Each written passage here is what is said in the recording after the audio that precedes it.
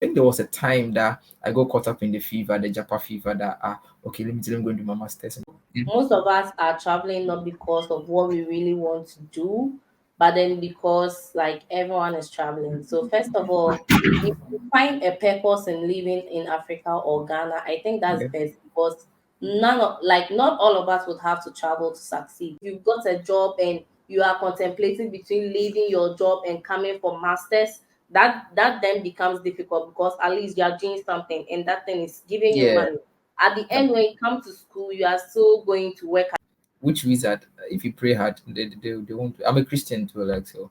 I think prayer is also very important. I forgot to Very, mention it. very Very, very, important. very important. Like Yeah. I've seen situations in my life that I'm like, this is not natural. This is supernatural. Mhm. So, Mhm. if you know you're praying, I don't think you're supposed to be afraid of any Mhm. witch or wizard. But you also have to be very strategic on how you communicate with people you Yeah. think I am. It's very important. In this video, I'm talking with Maurice Ifa. He's a very successful undergraduate graduate in Ghana. He's working at Standard Bank, and then his story is fascinating because we are all complaining that right after school there is no job. So in this video, we talk about how he got his job and was did his grades matter? Does he have a mentor? How is he staying relevant in the workplace? Is he able to save working in Ghana? And then what is his take on everyone is traveling abroad and so I must travel? Stay with me throughout this interview and I bet you your time will not be wasted. This is Excel with Emmy. On this channel, we talk about career, education, and lifestyle. If these are subjects that are of interest to you, please don't forget to hit the subscribe button and turn on notification for this channel. Welcome to the channel where education meets adventure and passions are transformed into lifelong lessons. Excel with Emmy. Hi, Maurice. I hope you are doing well. Thank you for honoring my invitation. Before we start anything, can you please introduce yourself to bring more context to this conversation? Okay, so my name is Morris Ifa. I I attended Kwame Nkrumah University of Science and Technology with a degree in civil engineering. So currently I work for Standard Bank Group, which also trades at Stanbic Bank in Ghana. Yeah, but basically, yeah, that's me in a nutshell.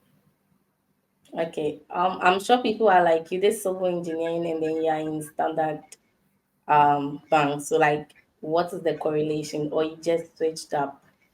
Yeah, I think my career path hasn't really followed the conventional way, as you are saying, because I've really had an interesting journey because when I was in school, okay, someone would be expecting that okay, after school I'm doing some construction, I'm building roads, I'm designing structures, building dams. But in third year, I got into I don't know if you know about the Goldman Sachs program that they do. Mm-hmm. So I didn't really get it, but I started applying and I had to also learn for the interview. So it really exposed me to what a bank does and everything. At first, I thought just banks were only branches, they had bank managers, but that's just a fraction of it. That banks really do a lot. So reading all those things, it really gave me a wider perspective. I kind of liked it. So I wanted to do something like that. So after school, even though I didn't get into banking straight away, I got into sales. So I was a technical sales engineer for it's also an international company. It's called Saint-Gobain. Yeah, it's a French company. And so as a technical sales engineer, even though you're an engineer, you have to do a lot of things. You have to do sales, you have to do marketing, a bit of finance. Yeah, so I think that was how I got here. It's the exposure that I got when I was in school. So I think it's very important with the people you hang around with and the conversations you have. It really exposes you to a lot of things. Yeah. Okay. So as a sales engineer, was it like a national service or a working experience?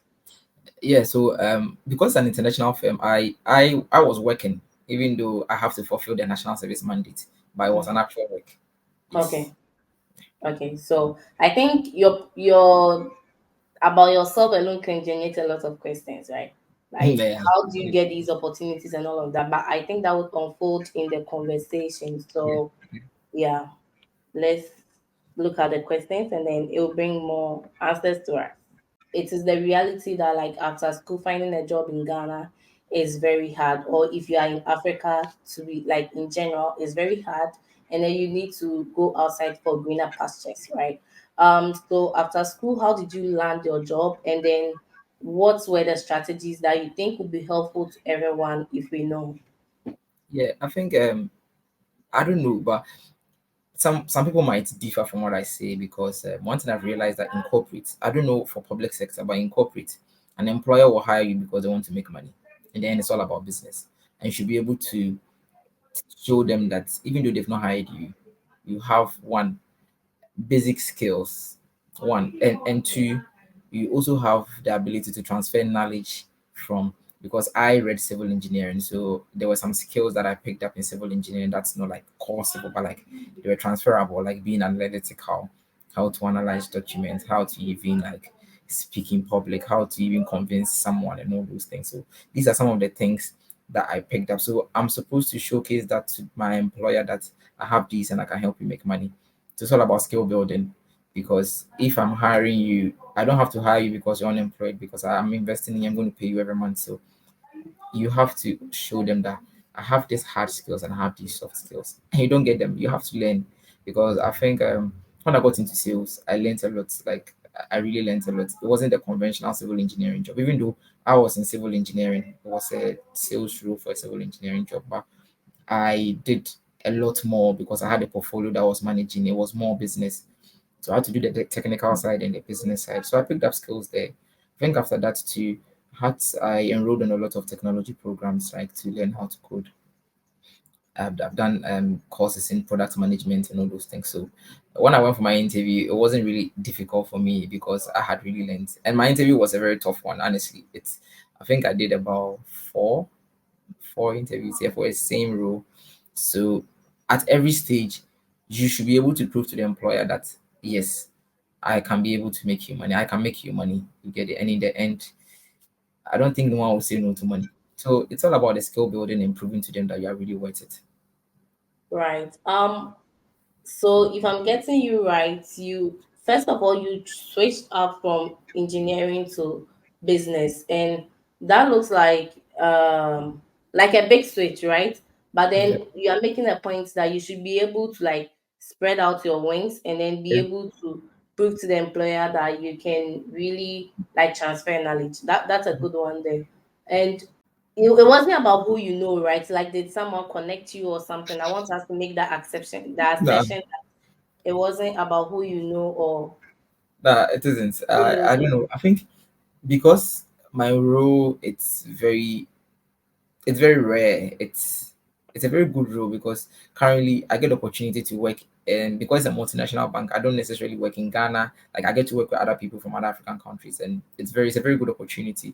When people here, they think that like who do you know, who connected you, and this is like Mm-hmm. but when they showed us the statistics, so HC, like HR showed us the statistics for those who applied for our role, and I think they were about 1,000. Yeah, 1,000, and they selected 10 out of the 1,000. Yeah, so we are 10. So it's a grad program that we are on, and it wasn't easy, honestly. Like I don't know anyone. I didn't even know Stambik. I just knew that Stambik was one of the, when I was in Kenya, I knew that, oh, like one of the branches that we had on campus, but like I don't know anyone in Stambik. But at every point in time, I wrote three aptitude tests, and out of all these three aptitude tests that I wrote, I had to like put in the work. I had to learn. I Mm-hmm. had to make sure that like I'm. So I qualified for the three: first interview, second, third, fourth, and I'm here. So even though who you know might work, I think it works when you are already in the career. I think when you incorporate, who you know is very important, because if you want to transition or you want to cross carpet to anywhere, it's all about networking. You get it. But for first time, honest, the person really likes you because who the person hiring you has to go and prove to the whoever hires anyone has to go and prove to their boss. Even if you're hiring a CEO, you have to answer to the board why you're hiring the CEO. Mm-hmm. Yeah, so I Okay. didn't get the opportunity, so I had to really So put it in. wasn't of base of who you know. It was just you being qualified for it. So, and then Yes, how did you hear about the opportunity? I saw it on LinkedIn. Oh, okay. Yeah, So you used LinkedIn to find the job you yeah, are yeah, in. yeah. So I saw it on LinkedIn. I think at that time I had three opportunities. I had Stambik, I had Nestle and Total Energy. Yeah. Wow, and you're So looking when at I really big companies too.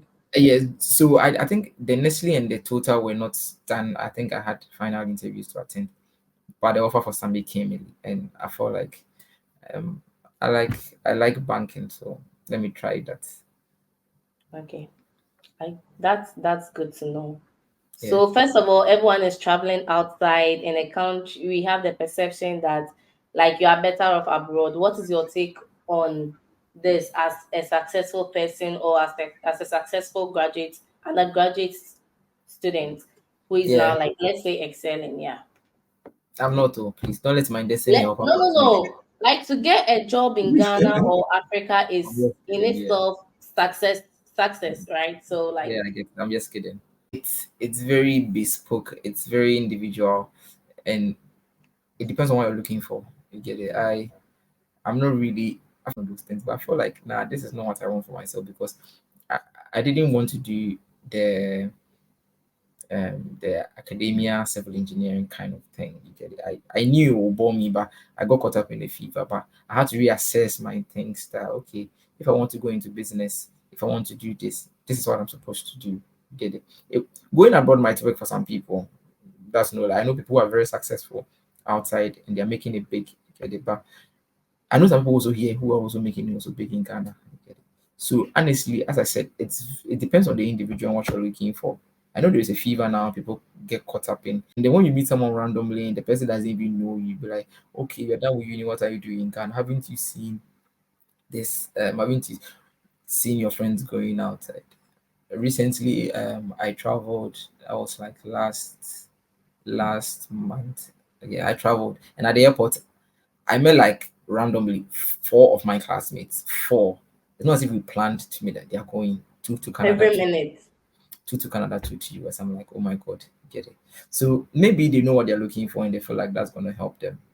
But for me, I have my path that I'm following. Maybe at a point in time, I might have to come for higher education, but not now because now I have things I have to do in Ghana, things I have to do for myself. And after doing that, I think I'll get the fulfillment because I know that I'm done with Ghana. I'm graduating to abroad.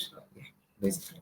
Yeah, I like the phrase that you use that is a fever, right? So people will do better off in Ghana. Yeah, yeah. Like so But that's what I like. We have to get that. one thing I think I have to. I don't want people to beat me after. But I honestly, got you. it's really hard in Ghana. It Yeah. is like I've seen it. I have friends who've gone for job interviews, like they are civil engineering graduates going for interviews, and they are offering to pay them like 1,000 cedis because they feel like if you don't do it, another person will do it for it. Like they'll get someone from let's say a polytechnic who has an HND to come and do the work, and then they'll pay. So and there are no jobs because my class were like 200 and something. Every batch we churn out about 200 and something people from civil engineering, and there are no jobs. And if there are no jobs, it gives the power to the employer to decide how much I'm supposed to How much pay. they are paying, I'm yeah. really, I really get them when they want to go because life is soft. I had to make that clear that I Yeah, get them. yeah. That's why I was like, if you can find purpose in Ghana. Yeah, So it can be that you are living in Ghana, but there is no purpose. Like you are done with school, you do nothing. At the end of the day, the days are going by. Then yeah, you have to find purpose somewhere else. But yeah, like example, if the end goal is money, so you just have yeah. to assess what value or purpose you are getting from wherever you are located. Yeah, End goal is money and nice pictures. I don't think so. The class you graduated with affects your job search. I think most of these HR recruitment sites use algorithms. So what we use for, I think there's this what we use for our place here. We use an algorithm that has this predefined rules. Hmm. As in, so we can do this OCR check and check your CV and say that okay, maybe you are above this class. So I think there is a minimum that you should, but it doesn't mean that you because I know people who had passed in lower and they're doing fantastic in corporate. Get it? Maybe what they were doing in school wasn't what they really loved and they're doing fantastic. But now because of the technology that's coming up on the so it's setting a standard. So I wouldn't say it plays, but for my situation, I think it did because if you have 1,000 people applying for a role, you'd want an easy way to cut down most of the numbers, and that's why they use these algorithms. So it goes through your application, and then if it sees that you, because they were looking for 3.5, the 3.5 for hours. Yeah, so 3.5 is, I think, first class. Yeah, so Okay. for yeah, so I think for that particular role, so I can speak to that Yeah. particular one, but there are other opportunities. They're like a myriad of opportunities that people are getting into, that you don't necessarily have to have a class. As I say, you just have to prove to the employer that, Charlie, I can Yeah. make you money and I have the skills, because in the end, it's not about the grade, it's about you Yeah. doing actual work. Yeah. So as an HR professional, I agree with you that we use algorithm in shortlisting applicants, right? So to everyone that is listening to us, if you are applying for a job and you think your grade is not that good, make sure you do not put it on the CV. You only put it on your CV if your grade is going to be a competitive advantage for you, right? Like you have a 4.0, that's an achievement, and then you can add it on your CV. But if you think you have a lower or a pass and it's not necessary, at that point that becomes it doesn't have any value on your CV. So you have Yeah. to take it off. And then when you go into interviews, you can prove yourself. Yes, so I agree with you on the algorithms we use for shortlisting applicants Yeah. because some CVs are not read at all. Like you get it. That's why you have to make sure before you are finding a job, your CV is very accurate because Okay. AI is programmed. If it doesn't see the full stuff they have been programmed to find, then you are not going to be picked, right? Yeah. Yeah. So yeah, that's one thing that we also have to focus. Living in Ghana, like you also mentioned, there is this high cost, high standard of living. And then we now we are seeing a lot of taxes on all a lot of things. So depending on how much you are earning in Ghana, do you think you are able to save? Because obviously there is a perception that if I'm abroad, I'm able to save. So like what do you think? Are you able to save or the money is like hand to mouth?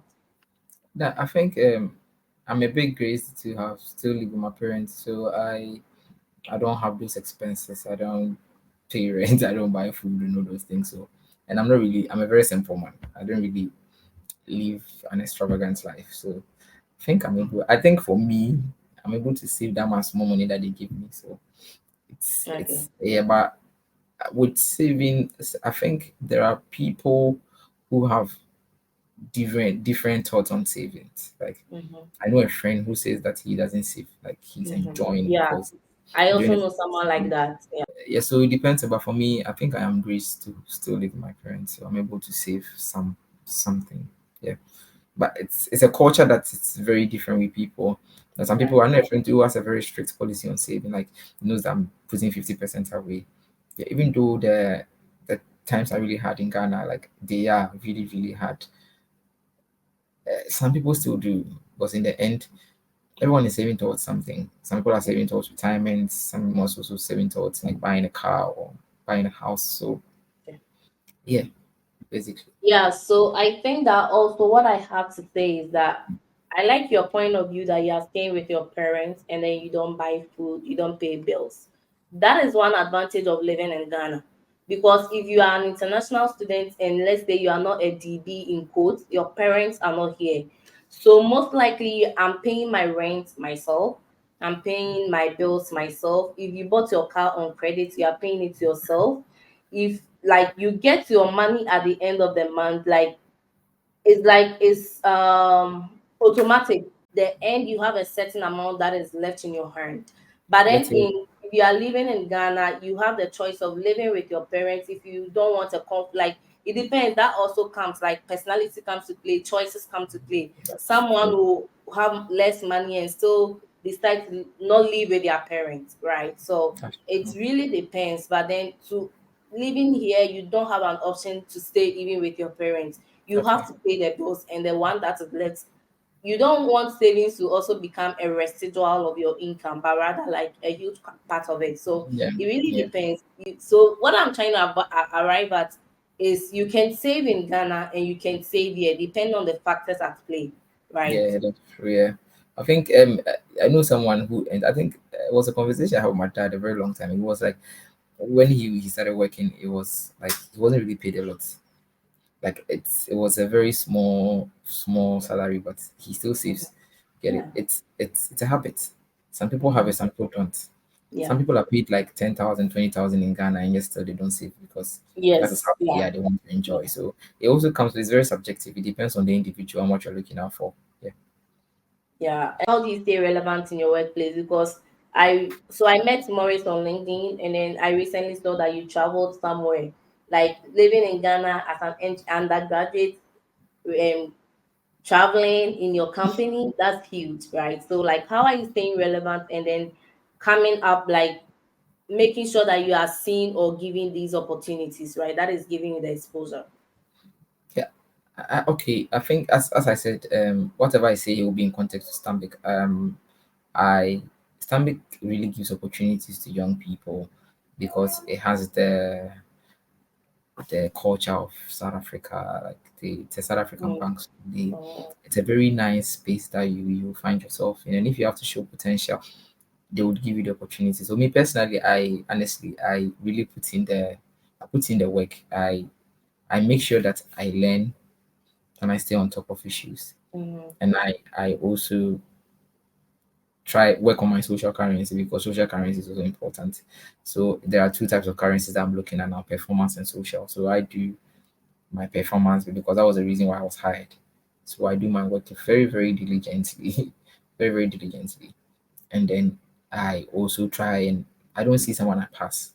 Hello, how are you doing? You get it. And when you say hello, how are you doing, you have to really mean it. Like not like you're Mm-hmm. saying you have to really mean it. And then I think because in the end these opportunities, even though there will be a criteria to select, but it's humans that are making these decisions. So it's very, very important. So I think I'm not doing one and leaving one. I'm just doing both. And by the grace of God, I think people are also recognizing it because the work is also very important. Our work is very, very, very hard because there's a high expectation. The bar is like an international bar that has been set. So there are times that you could work to like 9, 10 in the night because you have to like hit a deadline. So Mm-hmm. all those things I think come together. They culminate in making you relevant at work. Okay. So you are. I like your answer. You are dealing with two currencies: the performance currency and the social currency.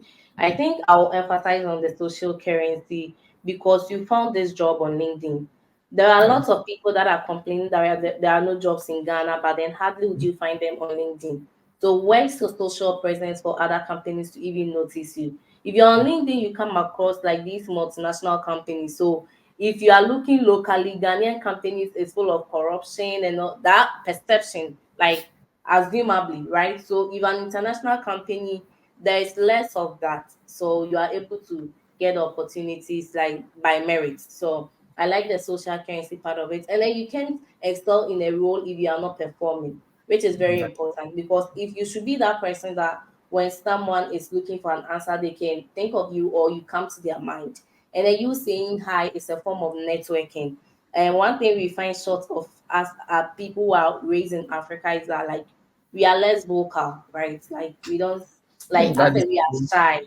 That Yeah, is but true. then well when we are growing there, we have to make sure that we That are is true. putting That away is that shyness. Like that's a very huge difference between most international students and then people that are in class with you. Mind you, like people that you are in class with, I don't want to say all of them, but some people make a suggestion in class and you are like, okay, so what did he really say? But the confidence that comes with that suggestion is what will make you listen to him, right? that So is true. cultivating the confidence and then coming out of your comfort zone, like how shy are you? I'm a very shy person, but then if in such an environment you can be shy because it's seen as underperformance kind of. Yeah, that's So true. that's like something that we can take That's away true. from.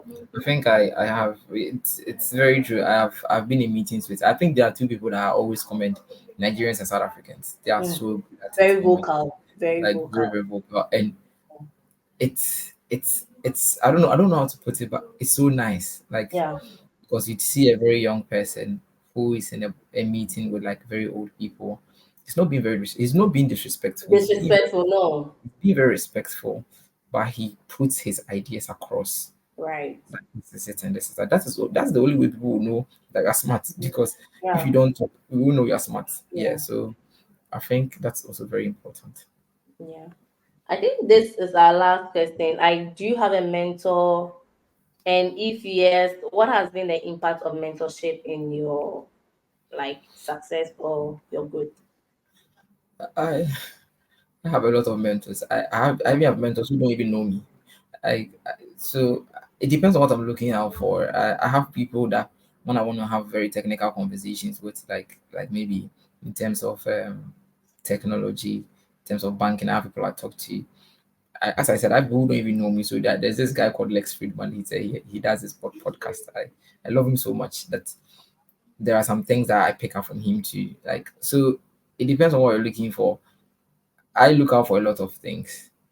Mm. I there's this man that I always say that he has really helped me. His name is Adam Friend. When I met him on LinkedIn, sent him a message. He's now a very good friend. He works at UBS in the UK. Like, so he would have, whenever he comes to Ghana, you find time for you to come and sit down. We chat about career, we chat about everything. You get it? So I always say that those who make it in life are those who have information. Without Mm. information, make it in life. And it's and how you also use the information is also very Right. important. So I always say that Bill Gates is a billionaire because he has some information that we all didn't have, We and don't have it.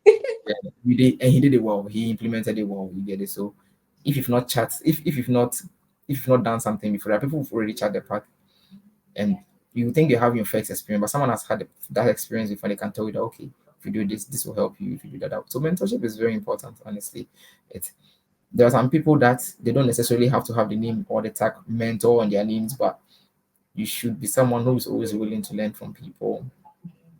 When it comes to like public speaking, there are people that I look up to. Like, you don't have to be arrogant, even if the person is your mate. You have to find a way to learn it, because whenever you learn it once, and then you won't learn it again. Mm-hmm. So you have to be very humble.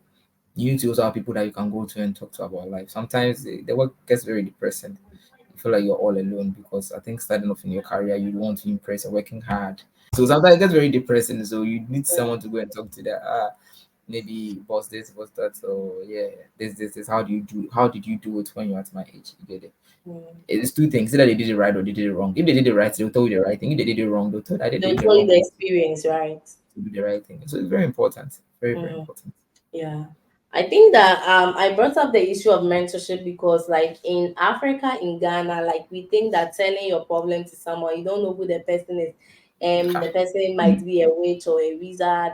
The person like you get it. So we don't share our Yeah. problems. And that's one thing that is killing us because a problem shared is half solved. Like if you have someone that you're looking up to, if you have someone that this is like you're doing something at work and you're not getting it right, like who is that person that you can run to? Like not a mentor, like someone you can have a friendly relationship with, someone you like, I can rely on this person. That person plays the role of a mentor or something. Which wizard, if you pray hard, they won't. I'm a Christian too, like, so I think prayer is also very important. I forgot to Very, mention it. very Very, very, important. very important. Like, Yeah. I've seen situations in my life that I'm like, this is not natural. This is supernatural. Mm-hmm. So, Mm-hmm. if you know you're praying, I don't think you're supposed to be afraid of any Mm-hmm. witch or wizard. But you also have to be very strategic on how you communicate with people you Yeah. think are your mentors. It's very important. This no one can teach you in a classroom. It's something you have to hone. It's a skill you have to hone. That's I can talk to you and you would answer me, but I won't really divulge sensitive things to you unless Mm-hmm. maybe I really trust you. So it depends. There are levels also to this. So you also have to get a skill of knowing how to communicate. There's Very important. discernment if you are being religious. Like you have to discern who you should speak to and who you should not speak to. Yeah.